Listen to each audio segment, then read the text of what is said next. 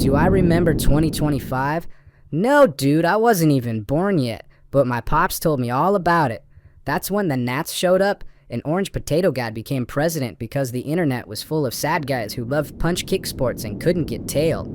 Then their leader, who had a podcast about lies like how science doesn't work and how he's good at comedy, told them not to be bitches and to vote for Potato Dude and they would all get tail. So they did, but they didn't get tail. Instead, we all got Nats.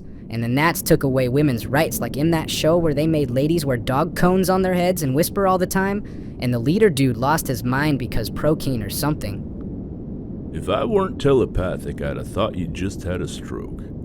I know you Gen Beta types can't wrap your heads around misogyny as it was before the shift, but back then young men were told they had an innate right to stick their sugar spoon into any honeysuckle they saw fit. And when the honeysuckle rightly slapped the hubris out of him for his presumptions, well, ain't nothing more dangerous than a young, insecure, hormonally charged young man with a sugar-free spoon and an online community of fellers who feel betrayed by the myths that were bestowed upon them by the media and their equally backwards and perpetually enraged daddies. That's how you get Nats. But I do regret showing you those vintage video streams without context. That was irresponsible of me. That was bats. No wonder everyone got mental rabies. Everyone was talking about the rich dudes going to an island where they giddled kitties. Even the president. It was like his favorite place to play with kitties. Like, what? Why were rich dudes so crazy about kitties? But then, bam! There's a video of a dog making an omelet, and I was like, dude, I can't even flip an egg without getting it everywhere, and this cord you can rip a sick Denver in like 30 secs. No prob. Well, that there is a classic distraction tactic employed by Nats and Nat-adjacent authoritarians. In this case, they used videos to tickle your rage juice just long enough to extract your valuable data, but not long enough to get so enraged you might be inclined to direct that rage towards the wealthy few extracting your resources, so they could have spaceships, giant boats, and islands where they could play with kitties all day long without consequence. And nothing cools the juice like a corgi cooking breakfast, I tell you. Hell, I get the chuckles just thinking about it. Weird. So then there was this super symmetrical dude who built a gun out of a Nintendo and hunted one of them in the streets, and pop, pop, pop, smoked him like Goldeneye, and no one was even mad about it. And they were like, yeah, smoke 'em all. But then UFOs invaded New Jersey or something, and everyone was like, whoa, contact, finally, teach us peace. But turns out they were just ringing doorbells and kicking rocks, and you're like, but why? Well, to keep your ADD-infused mind from thinking about Luigi. Yeah, my Nintendo.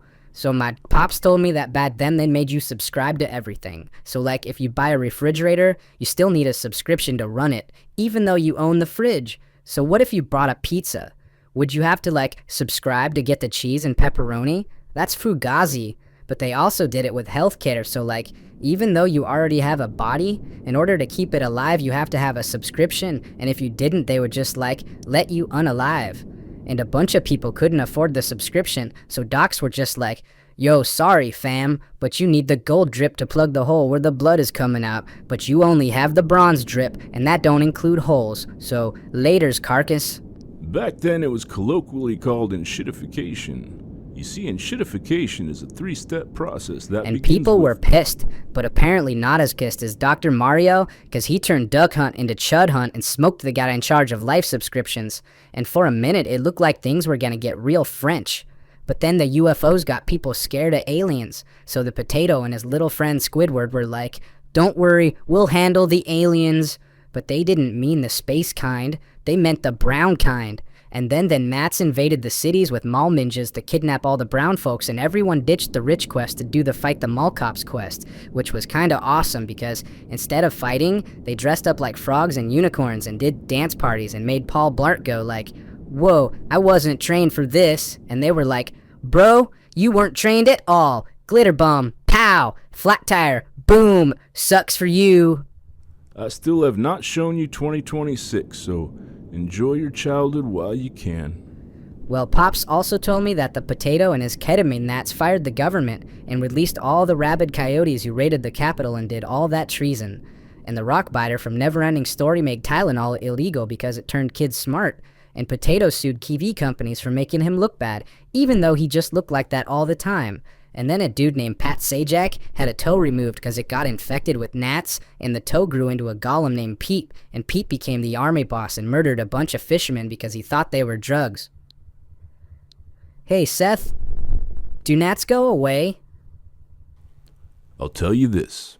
Every moment in time exists in a condensed point both smaller and larger than any math can measure, but can be experienced through your very specific and highly tuned nervous system by assigning two arbitrary points and connecting them with the entropic values of 1 and 0, in which your consciousness activates, becomes an agent observer, and gathers a completely unique set of data which will be extracted by the all before the nervous system finally succumbs to the devastating effects of traveling between entropy 0 and entropy 1. What I'm trying to say is, no, sorry kid. Gnats are like, they're like lice. You scratch them, you shampoo them, you use special tools to pull them out, but eventually you shave yourself bald and burn everything you own. But they always come back. In between, you stay vigilant, and you don't let them have in. Gross. Tomorrow you're gonna show me some TikToks from 2026 like you promised, right? Pops told me it gets weird.